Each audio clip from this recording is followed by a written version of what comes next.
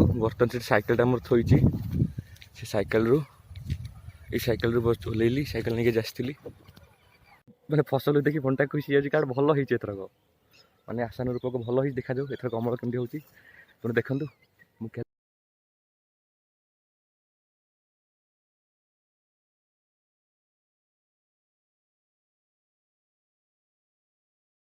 ଦେଖନ୍ତୁ ବର୍ତ୍ତମାନ ସେ ସାଇକେଲଟା ମୋର ଥୋଇଛି।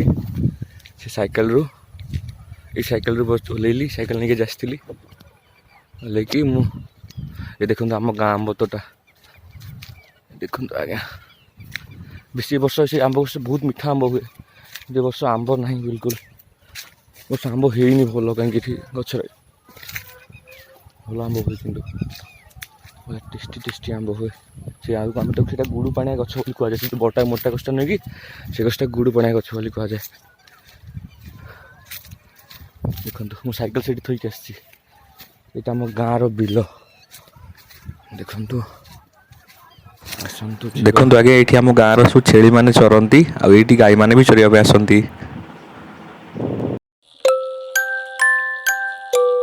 Audio Jungle. Audio Jungle. Audio Jungle. Audio Jungle.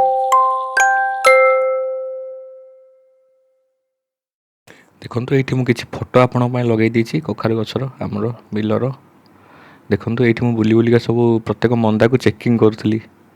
ଦେଖନ୍ତୁ ଆଉ ଦେଖନ୍ତୁ ଏଥର ଯେଉଁ କଖାରୁ ପତ୍ରଟା ବହୁତ ଭଲ ଅଛି, ଆଉ କଖାରୁ ପତ୍ରରେ ପୋକ ବି ଲାଗିନାହାନ୍ତି। ଆଉ ଏଠି କିଛି ଇନଫର୍ମେସନ୍ ମୁଁ ଆପଣମାନଙ୍କୁ ଦେଇଦେବା ପାଇଁ ଚାହୁଁଛି। ଆକ୍ଚୁଆଲି ଯେଉଁ କଖାରୁ ଆପଣ ଦେଖୁଛନ୍ତି, ଏଇଟା ଗୋଟେ ଆଞ୍ଜିଓସ୍ପର୍ମିକ୍ ପ୍ଲାଣ୍ଟ ଅଟେ, ଯାହାକି ଗୋଟେ ଆବୃତବୀଜ ଉଦ୍ଭିଦ ଅଟେ।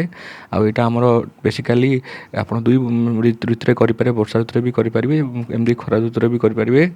ଆଉ ପାଖାପାଖି କଖାରୁଟିକୁ 3ରୁ 4 ମାସ ସମୟ ଲାଗିଥାଏ କମ୍ପ୍ଲିଟ୍ ହେବା ପାଇଁ। ଗଛ ସବୁ କେମିତି ହେଇ ସବୁ ମନ୍ଦା ଲାଗିଛି। ଆଜି ସବୁ ମାଟି ଦିଆହେଉଛି, ସବୁ ସାର ପଡ଼ିକି ସବୁ ମାଟି ଦିଆହେଉଛି। ଏସବୁ ସେଠି ସବୁ କାମ ଚାଲିଛି। ଏଠି ସବୁ ସାର ଦିଆହେଇକି ମାଟି ଦିଆହେଉଛି। ଏସବୁ ମାଟି ଦିଆ ହେଇଗଲାଣି, ସାର ଦିଆହେଇକି। ଦେଖନ୍ତୁ କଖାରୁ ଗଛରେ ଏଇ ଯେଉଁ ମାଟି ଦେଖୁନାହାନ୍ତି, ଏ ମାଟି ତଳେ ଆଜ୍ଞା ସାର ଅଛି। ଆକୁ ଯଦି ମୁଁ ଖୋଳିକି ଆପଣଙ୍କୁ ଦେଖେଇବି, ଆପଣ ଜାଣିପାରିବେ। ଆଉ ଭିତରେ ସାର ଦିଆହେଇକି ଆ ଦେହରେ ମାଟି ଦିଆହେଇଯାଇଛି। ବୁଝିପାରିଲେ? ମାଟି ଦେଲେ ଆଉ ମାନେ ବର୍ଷାଟା ଉଠେଇଛି ନା, ବର୍ଷାଟା ହେଇଗଲେ ଆଉ କିଛି ଅସୁବିଧା ହେବନି, ଗଛଟା ବଢ଼ିଆ ହେବ। ଦେଖନ୍ତୁ ସବୁ ଯାକ ଆମର ବିଲ ଏଠି ଲାଗିଛି, କଖାରୁ ଲାଗିଛି। ଦେଖନ୍ତୁ ଏଇ ପାଖରେ ସବୁ ଅଲଗା ଲୋକଙ୍କ ବିଲ ବି ଅଛି। ଏଇ ଯେମିତି ଦାଦାଙ୍କର, ସେପଟଟା ଦାଦାଙ୍କର ଅଛି, ମାନେ ଆମ ଗାଁର ଜଣେ ଦାଦା, ତାଙ୍କ ବିଲ। ସେପଟଟା ସବୁ ଅଲଗା ବିଲ, କିନ୍ତୁ ଏତିକ ଆମର। ଯେତିକ ଦେଖୁଛନ୍ତି ଏ ସବୁ ଯାହା ଲାଗିଛି, ଏରା ସବୁ ଆମର। ସେ ପର୍ଯ୍ୟନ୍ତ ପୁରା ଯେଉଁ କାମ ହେଉଛି, ଆମ ବିଲ କାମ କରୁଛନ୍ତି ସମସ୍ତେ। ଦେଖନ୍ତୁ ଏଠି ପାଣି ବୋଟଲ ସବୁ ରଖିକି ଯାଇଛନ୍ତି, କାମ ଚାଲିଛି। ଦେଖନ୍ତୁ, ଦେଖିଲେ ବଢ଼ିଆ। ମାନେ ଫସଲ ଦେଖି ମନଟା ଖୁସି ହେଇଯାଉଛି, କାରଣ ଭଲ ହେଇଛି ଏଥରକ। ମାନେ ଆଶାନୁରୂପକ ଭଲ ହେଇଛି। ଦେଖାଯାଉ ଏଥରକ ଅମଳ କେମିତି ହେଉଛି। ତେଣୁ ଦେଖନ୍ତୁ ମୁଁ ଖାଲି ଗୋଟେ ଚପଲ ସ୍ପଞ୍ଜ ପିନ୍ଧିକି ପଳେଇ ଆସିଛି, ଆଉ ଗୋଟେ ମାନେ ଏମିତି ଟି ସାର୍ଟ ଗୋଟେ ଉପରେ ଗଳେଇ ଦେଇଛି, ଆଉ ଗୋଟେ ବାନିୟନ ପିନ୍ଧିକି ପଳେଇ ଆସିଛି। ଆଉ ବିଲକୁ ଆସିଛି ଗାଁରେ ତ ସବୁ ଜିନିଷକୁ ବୁଲାବୁଲି କରିସାରିଲା ପରେ ମନ ଭର୍ତ୍ତି ହେଇଗଲା, ମନ ଖୁସି ବି ଲାଗିଲା। ଆଉ ଗୋଟେ ଚାଷୀର ପିଲା ବା ଚାଷ କରୁଥିବା ଲୋକ ସେ ବୁଝିପାରିବେ, ତାଙ୍କ ବିଲକୁ ଦେଖିଲେ ତାଙ୍କ ପେଟ ପୁରିଯାଏ।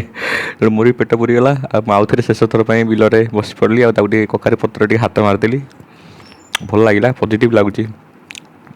ତାପରେ ଘରକୁ ଫେରିଯିବି। ଆଉ ସରିଗଲା, ବିଲ ବୁଲିଗଲି, ଯାଉଛି ଘରକୁ ଫେରିଯିବି।